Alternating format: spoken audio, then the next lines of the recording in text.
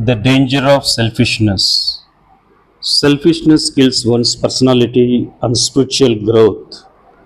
A self-centered and a selfish person lives only for himself. He does not know how to love and respect others. He argues and quarrels over small matters, and his life becomes but an endless journey in unhappiness. He suspects others of being his rivals and is envious of their success and achievements. He covets their possessions. He cannot tolerate their happiness. In the end, he poisons his thoughts and becomes dangerous to society. Regardless of whether he is rich or poor, a selfish man is controlled by greed.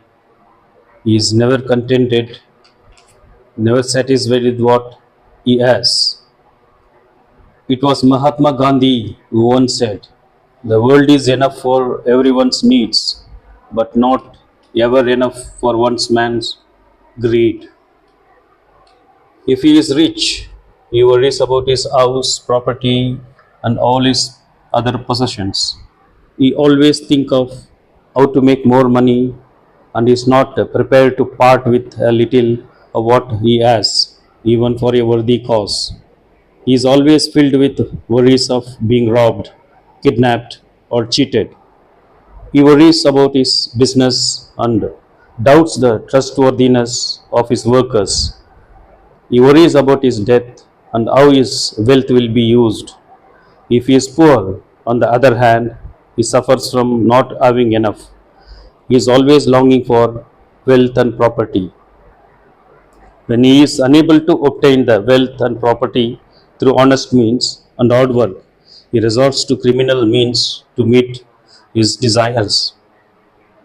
Selfishness is brought about by wrong views and the failure to perceive the realities of life. Rooted in craving and the belief in a non existent self, selfishness is a very destructive emotional force. If preventive and corrective measures are not taken to reduce this negative emotion, it can cause untold suffering and misery. How many of us ever ponder deeply over the statement made by William Goldstone? Selfishness is the greatest curse of the human race. Thoughts are forces, and selfishness is a powerful negative force that brings bad consequences.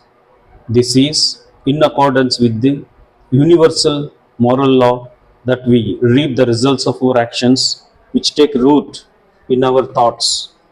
Pain and suffering are the results of evil thoughts, while happiness is the result of good thoughts. We are dominated by our thoughts.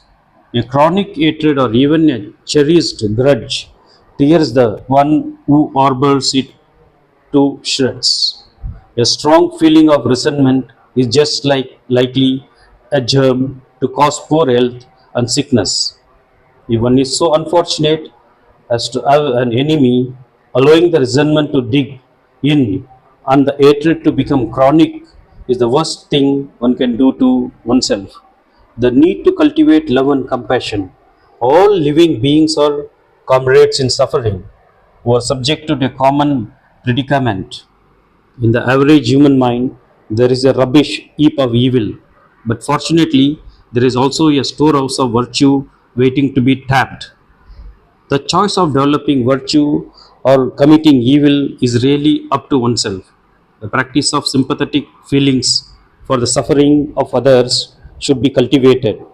A happy, contented life is only attained by overcoming selfishness and developing goodwill, understanding, and benevolence. We should not condemn others by picking their weaknesses or mistakes and disregarding their good work and good nature. In the Dhammapada, Buddha says, hatred is never appeased by hatred in this world. It is appeased by love. This is an eternal law.